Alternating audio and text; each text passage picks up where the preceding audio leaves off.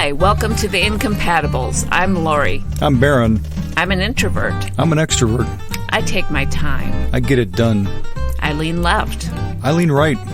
I'm a dreamer. I like reality. I can read emotions. I know how to read a map. How do incompatibles make a life together? We've done it for 40 years. So today we're going to talk about our incompatibilities regarding mealtime and eating. Yeah, we have those. Yeah. So I know we wrote in my book, Introvert Power, we shared a dialogue about mealtime, the great American institution. Right. I think it's an institution, and for you, it's an institution that you'd just be happy to have crumble. Yeah. Right. Why is that? Yeah. I never understood, and maybe growing up in a big family, just all the time spent into preparing a meal, sitting down and eating a meal, cleaning up the meal. I just think, without regard to maybe people's own bodies, and what we prefer and what we like to eat and when we like to eat, I just am more of an a la carte person. That's true. You just want to eat when you're hungry as opposed to at a regular time. Yes. Whereas I enjoyed eating at a regular time because it was reliable. I knew the family would be sitting around and we could share our day, and we had some moment of unity in the day. I thought it was sacred, and I felt it was a powerful part of family life. And I violated that. Well, you didn't agree with me about the importance of it, that's for sure. That was definitely an incompatibility. So family dinner time, not everybody enjoys being there. I guess that's the takeaway. Some people would prefer to just eat when they're hungry. And so maybe as we explore that, that's actually kind of a surprise to me, though. Yeah, that you yeah. didn't really enjoy that. I'm glad you told me about it, though, because it explained a lot. Well, right. And keep this in mind. I think as an introvert in a large family gathering, there is going to be less of an opportunity to share. So it'll be sharing for the extroverts. At least that was my experience growing up. The extroverts get to share, and the introverts really don't want to compete for conversation. So for us, it's kind of less fulfilling. Now, the smaller the group, the more I'll enjoy it. Yeah, I get that. I think maybe for extroverts, then it's helpful to ask the introverts at the table, what are your thoughts, and include them. Sort of like we talk about doing at a business meeting or any kind of meeting where you have a mix of personalities. You want to make sure you give the introverts a chance to participate, and you're recognizing that they're there. And I don't know if we really did that. Maybe we just kept talking over you or talking past you, and you just sat there quietly and grated your teeth. I just remember that being definitely a source of contention. And for me, I think I'm just less interested in food. Either I want to really create a beautiful meal, or I'll just be fine grabbing something. It's just not... Yeah, I think that's definitely an incompatibility that we have. I think of food the way you think of painting. Mm-hmm. So to me, each food is a different color, and you can put together something, create this palette of delicious flavors, and then, serve it and eat it, and then do it again with different flavors. So each meal can be a piece of art. It certainly isn't when I'm cooking, but you try to reach for that in cooking, but you don't really enjoy cooking as an art. Although you tried. No, yeah. So I've gone through phases with that. I think I actually do enjoy it as an art, but the problem is I want to either do a masterpiece or nothing. Right, yeah. exactly. And that's not practical when you have young kids. So you were good to pick up a lot of the dinner making because you were more comfortable just grabbing things and putting together a meal. Yeah, absolutely. I think for me as a problem solver, I don't really know so much about the sensing part and the feeling part. I don't really care that much about the feeling part of it. I just wanted to have a good meal, and I like problem solving. Okay, we got this, we got that, and we got this third thing. I'm going to put it all together, and it's going to be a good meal. And to me, that was a victory, a way of accomplishing something. It was a victory for me, too. Absolutely. Yeah, we're so different because having a big outing with a lot of people sounds fun. No, because I'm stuck there. It's fun for a while, but lingering and having to continue to talk to people.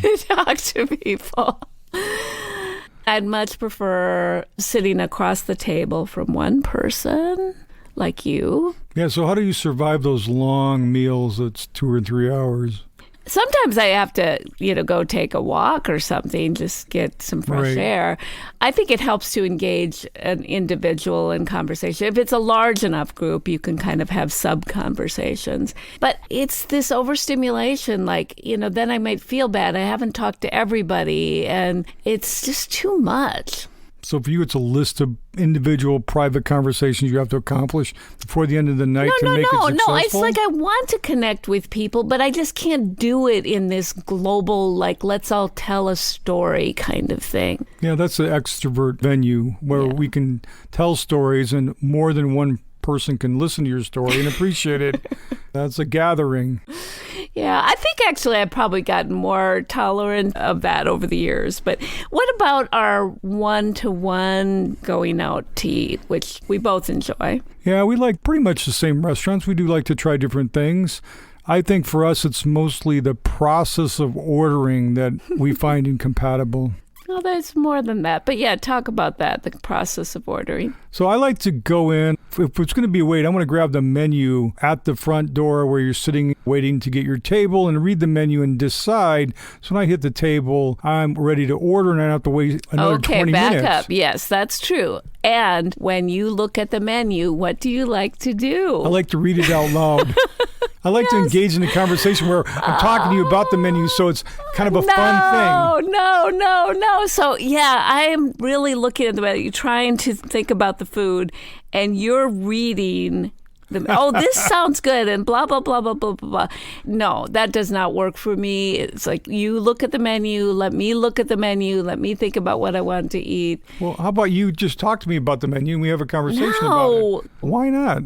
That's not how I work. Okay, so introverts... But you could work. You could try it my way. All right, next time we go to the restaurant, let's have a conversation about the menu. And the next time we go after that, I'll just shut the heck up and we'll just read it silently together like it's a library. Yes, I love libraries. Yeah, you do.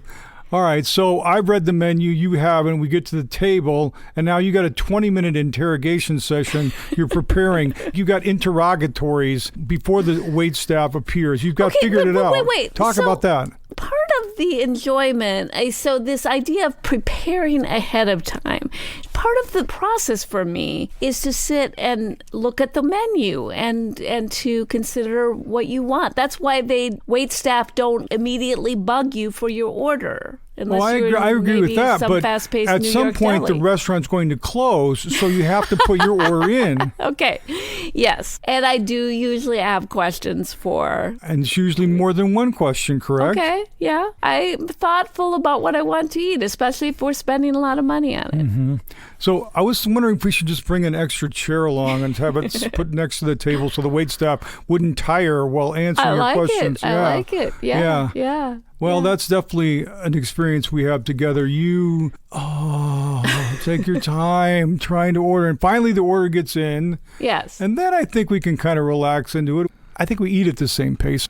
So at the end of the meal, I want the table cleared. I want it bussed. And I have to admit, this is a bit OCD. I really like the table cleared quickly, and I do not like looking at a bunch of dirty dishes. Mm-hmm. So for me, I start moving the plates to the edge of the table and kind of hinting, let this can go. What do you think of that? I mean, I'm used to it. I think where it annoys me is if you actually bring the stuff over to another table, which I kind of cringe about because I'm not so sure that the wait staff appreciate that.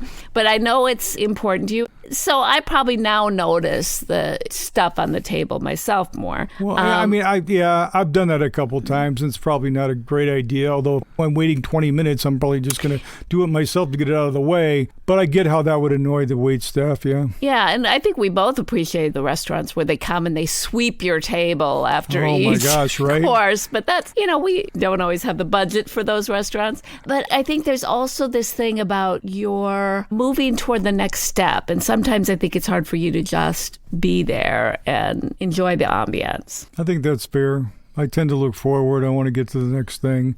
maybe I'm too action oriented as far as how the meal goes, and I can't sink into it and just appreciate it for what it does. I think the conversation, though, the longer the conversation, the more I enjoy it. So I actually enjoy larger gatherings because there's more people to talk to, and the night will go longer. You want that stimulation. I do. I enjoy that. I want the peace. I want to enjoy the low lighting and just sit with this intimate time and let thoughts come more organically.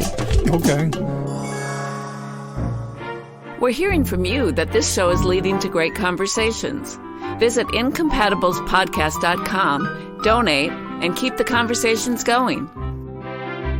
All right, let's talk about shopping now. We have to buy the food to make our meals. If we're not going to have somebody make it for us, and we've already had the last meal, we have to go get food for the next meal. Let's talk about how modern society has come to your aid.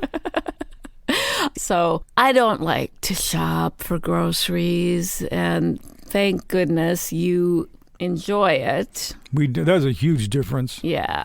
It's interesting, that my father was the one who did grocery shopping, and your dad loved to grocery shop. So there is something about that, the men in the family. Well, I think it's fun because you got this huge candy store of things you can buy, and you get to go and pick whatever you want, and you can buy more than one thing. See, this is the problem for me. It's overwhelming. Why do there have to be 20 kinds of crackers and 50 kinds of cereal? And so... You just rather have like a Stalinist, communist grocery store. You just go in and here's cereal, and here's milk, and here's eggs.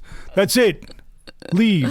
Well, I do like smaller stores, though. I mean, like Walmart, oh my gosh, it's too much.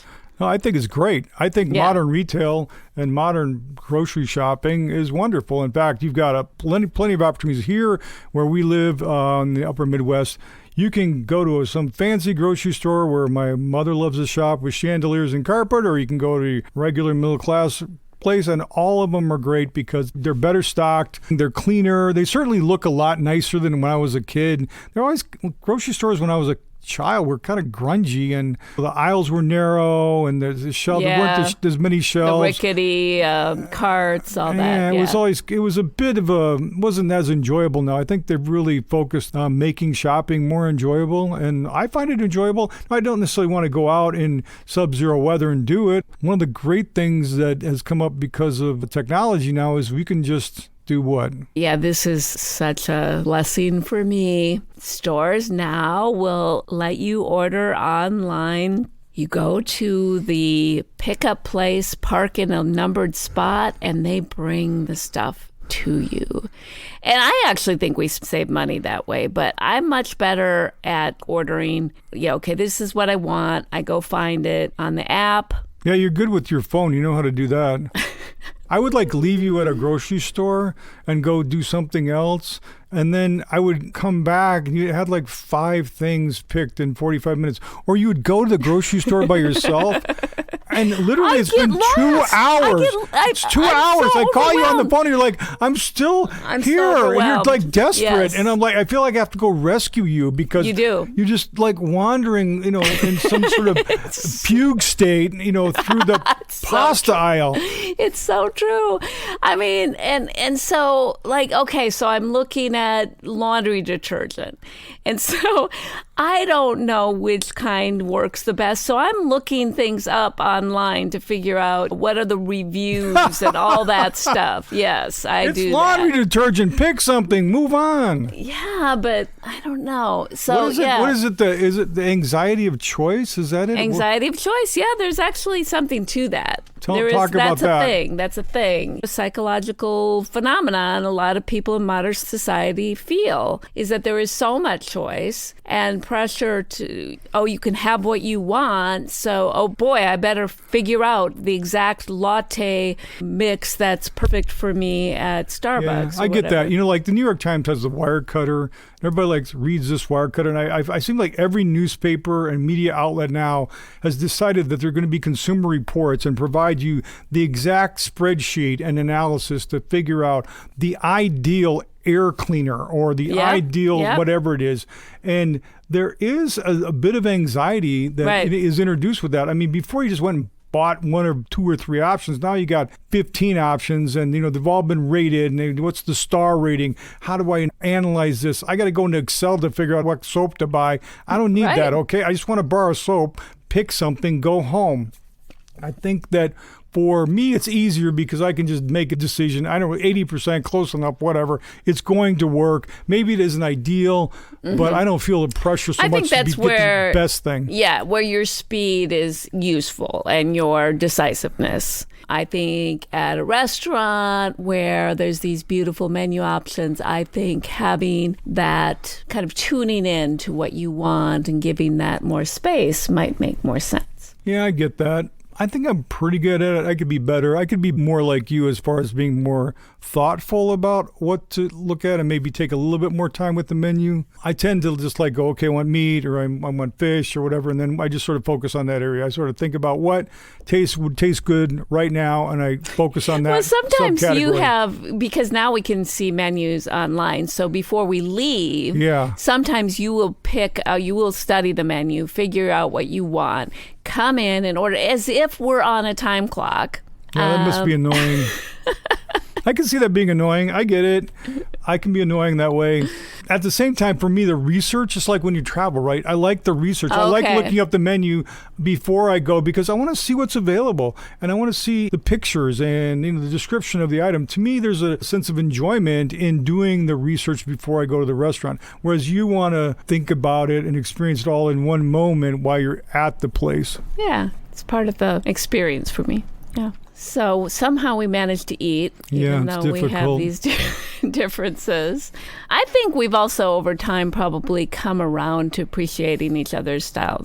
I think that I have recognized, actually, you've gone so a la carte now with eating. Now that the kids are grown, I actually feel more of a craving for having meals together. Yeah, now you're missing those made meals. Now it's like, where's dinner? I'm like, same place it was 20 years ago, and you didn't want to make it. It's in the it's up on the shelf there, or maybe in the drawer.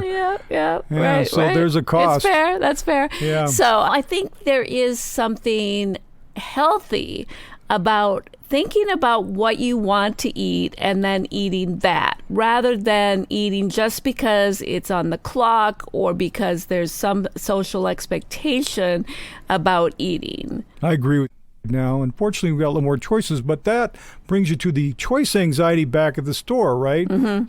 Yeah, I mean, I guess we had meat and potatoes and some kind of canned vegetable. No, the best meal was at the farm in South Dakota when we went out and we dug the potatoes in the garden. Oh, wow. Took the corn off the plant and we... Farm to table, for sure. Shucked the corn and my grandma boiled it and we had corn and potatoes and roast beef and gravy and a lot of butter, and now I always felt like those were good meals. Now maybe they are calorie rich, but that was fantastic food. I would prefer to go back to the farm and eat that meal than rather go to any restaurant in the world, because to me that was good eating. Yeah, farm to table before farm to table was cool. Yeah. All right, well, that's our show for today. Thanks for listening. Do the two of you battle over what to watch? Is there harmony to be found in streaming land? We'll talk about it next time on The Incompatibles.